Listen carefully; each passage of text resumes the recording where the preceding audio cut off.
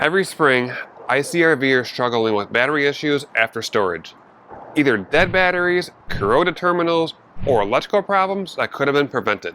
If you've ever wondered why your batteries won't hold a charge, why it dies over the winter, or how to make it last longer, this video is for you. In this video of the series about opening your RV for the season, I'll cover how to properly store your lead-acid batteries, how to clean and maintain them, and what happens when they run low or die. Plus, I'll answer some of the most common questions I get from my customers about battery life, charging, and upgrades. Now let's get started. Okay, had to switch things up a little bit, get rid of the shade, the wind's picking up. It's getting really tough to film some of these videos because every time it's filming time, the sun is blaring down and the wind is blasting. Now, let's get into properly storing your RV batteries. So the questions I get is, should you disconnect them, remove them from the RV, put a trickle charger on them, or leave the RV plugged in? Well, all of those are answers that can work for different situations. It all depends on what works best for your RV and your situation itself. Me personally, if my RV is stored for a long period of time, I leave the RV plugged in and the batteries inside of it, and the converter will maintain the batteries to keep them charged. If you don't have power where the RV is going to be stored, my next best solution would be to remove the batteries, take them home, put them onto a trickle charger, like a battery tender. That'll keep the batteries charged that way. If you can't remove the batteries themselves, if you at least turn off the battery disconnect switch, that should shut off all the power to it, but there's some parasitic draws we'll talk about in a minute. So if you are leaving the battery in the RV, you're not taking it home, if you disconnect the cables, that's the best way to keep the battery charged over the winter time and store it. Now for those parasitic draws, sometimes if you turn off the battery disconnect switch, you'll still have power being used off the battery. This could be your 12-volt fridge, your COLP alarm, or radios and clocks. Now, should you charge your RV batteries after the RV was stored before you use the RV and the batteries? Yes, your batteries should be fully charged before use, and your lead-acid batteries need your water levels checked. So what happens when your batteries are low or dead? You could have issues like your appliances or your lights won't work properly, your slide outs, jacks, or leveling systems may not operate, and your furnace may fail to ignite because your blower fan runs off 12-volt power. Now let's cover how to clean and maintain your RV batteries. Now these are really hard to show inside of an RV, so I have two batteries out so you can see everything. The first thing I want to cover is safety. So you are working around battery acid and corrosion. You don't want to get that on you, so throw a junk shirt on, gloves, safety glasses, and then we're ready to get to work.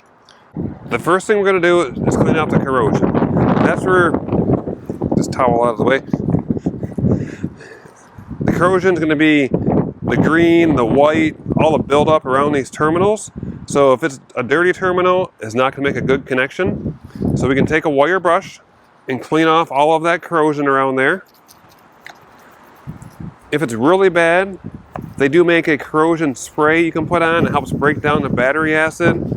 That'll break things up a little bit. Clean it with a brush, go back and forth with your towel to the brush to the towel. Clean them up until they're nice and shiny. Once things are nice and shiny, then you're ready to connect the battery. A nice shiny connection is a solid connection. So now let's check the water level inside of these batteries. So there's two caps on here. Underneath of each cap is going to be 3 holes that you can see the water. So we'll take our flathead screwdriver, we'll pry up on that cap, hang onto the cap so it doesn't go flying. As you can see, there's a little bit of water on that. That's your battery acid water. So we'll set that down in our junk towel. Now if we look inside of there, I'll use a flashlight to help you see. If you see way down in there, you'll see some metal plates. If the metal plates are dry on top, that means your water level is really low and the battery is likely already damaged. But if the water level is too high, as in coming up on that plastic area, that's going to leak out and make a mess. So make sure the plates are covered and the water level is just below the top plastic housing. For that, we use distilled water. You don't want to use tap water or bottled water because the minerals can affect the battery itself. So we have some distilled water in a bottle. I'm going to keep my towel close because I typically spill some putting it in. And go a little bit at a time so you don't overfill it.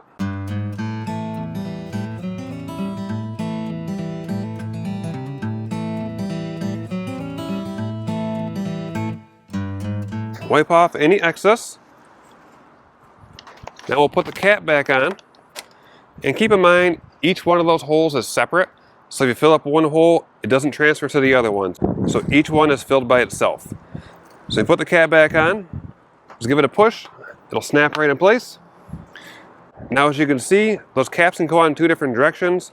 I put that one on the wrong way. So we put it on the other way, because this way is a little bit close to that terminal. It's going to get in the way of our connectors.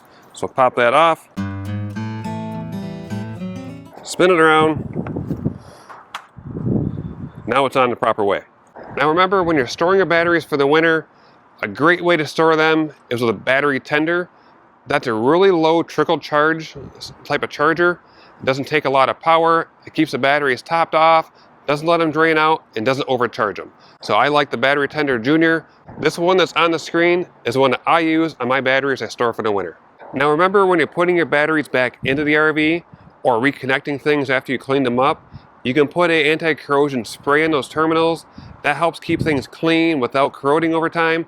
So there's a couple different types, but I use the one that's an orange spray that you spray on. You can get it from hardware stores or Amazon.